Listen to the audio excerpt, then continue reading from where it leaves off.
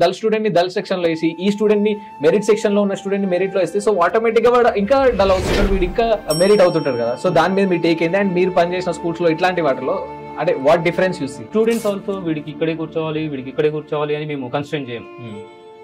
We make them sit, we give them a lot of space, చాలా space ఇస్తాము. వాళ్ళకు కావాల్సినట్టుగా కూర్చుంటారు. ఏంటి అంటే వాళ్ళకు ఫ్రీడమ్ ఉంటుంది అనమాట. That freedom is very important for student కి.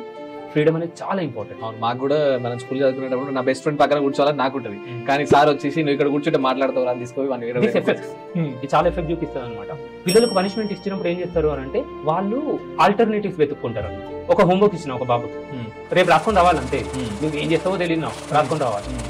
వాడు ఏం చేస్తాడు, ఇట్లా మన వల్ల కాదు, వాడు ఆల్టర్నేటివ్స్ వెతుక్కుంటాడు. అండ్ ప్రజెంట్ డేలో ఏంటి, we have a lot of resources. There is ChatGPT, there is Google, there is Copilot, Gemini కానీ ఏవైనా కానీ ఈ టూల్స్ అన్ని కూడా యూజ్ చేస్తారు. ఇవన్నీ యూజ్ చేసి వాడు మంచి ఆన్సర్ రాసుకొని వస్తాడు. He will cheat you as a teacher, he will cheat himself and he parents will be very happy. Parents కూడా చీటెడ్ అనమాట. కానీ అల్టిమేట్ గా ఎవరి మీద ఎఫెక్ట్ పడుతుంది, ద స్టూడెంట్ అనమాట.